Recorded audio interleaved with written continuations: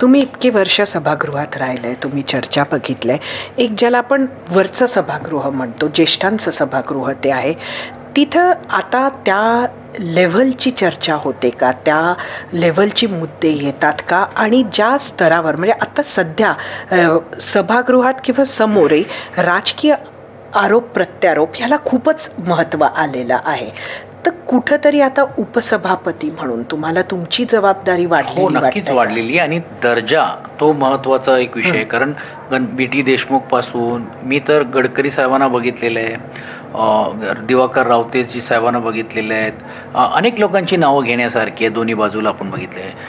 आणि आम्ही काम केलंय विलासराव देशमुखांच्या हाताखाली, गोपीनाथ मुंडेजी आम्ही बघितलं विरोधी पक्ष नातेने, भुजबळ साहेब आजही त्या सभागृहामध्ये आहेत, अजितदादांबरोबर केल्या, जयंत पाटील आहेत, देवेंद्रजी आहेत, म्हणजे यांना आम्ही सभागृहामध्ये भाषण करतात, सुधीर मुनगंटीवारजी आहेत. तर स्वाभाविक आहे की माझा तो प्रभाव माझ्यावरती आहेच.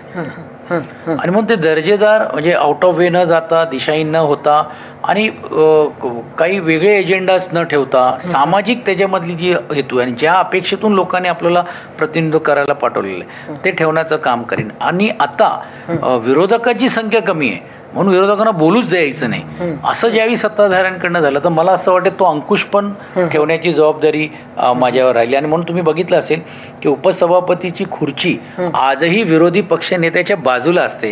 याचा अर्थच असे की मला दोन्ही बाजूला बॅलन्स करण्याचं काम आहे, त्यांनी ते करण्याचं काम नक्की केलं.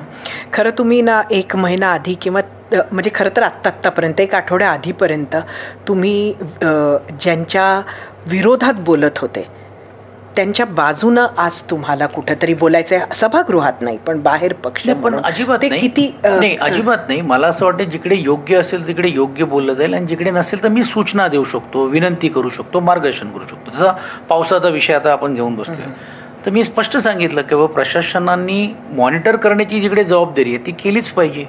पण त्याच्यामुळे महापौर चुकीचे आहेत, उपमहापौर चुकीचे आहेत किंवा आयुक्त चुकीचे असं नाही.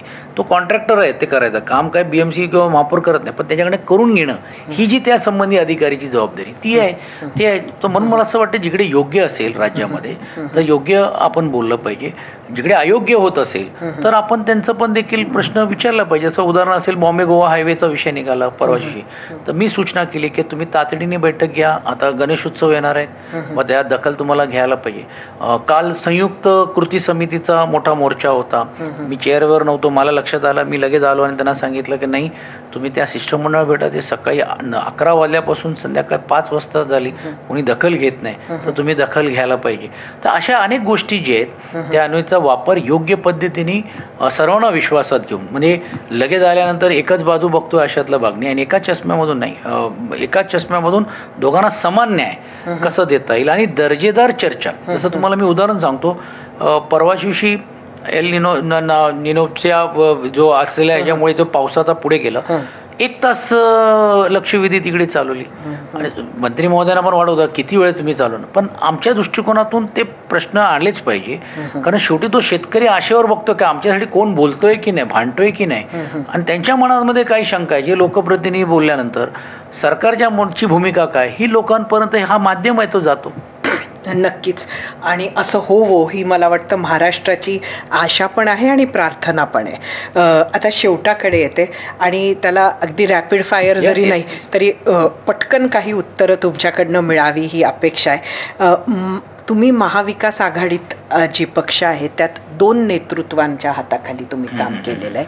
एक म्हणजे शरद पवार आणि दुसरे म्हणजे उद्धव ठाकरे.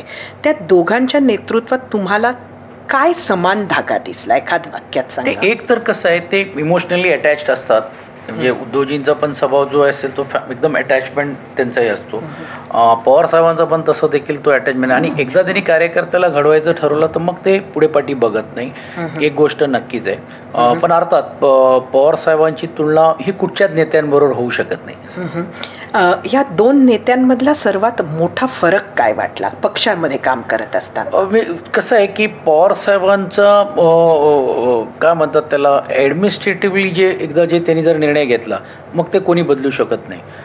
उद्धव साहेबांचा पण तसं तो जाणवला मला. पण अनेक वेळा काय होतो की अवतीभोवती असलेले जे काही प्रभाव जे असतात ते साहेबांचं कसं असायचं आपलं पवार साहेबांचं, ते मी जर बोललो तर माझ्यावर अवलंबून नाही, तो डायरेक्ट त्या ग्रामीण भागातल्या असलेल्या कार्यकर्त्यांपर्यंत जायचं. साहेबांचं उद्धवजींचं कसं आहे की ते खूप आमच्या लोकांवरती किंवा आजूबाजूच्या लोकांवरती ते डिपेंड राहण्याचं काम करत आहेत. अर्थात त्याच्यात खूप बदल पण त्यांनी केलेले आहेत, पण तो मला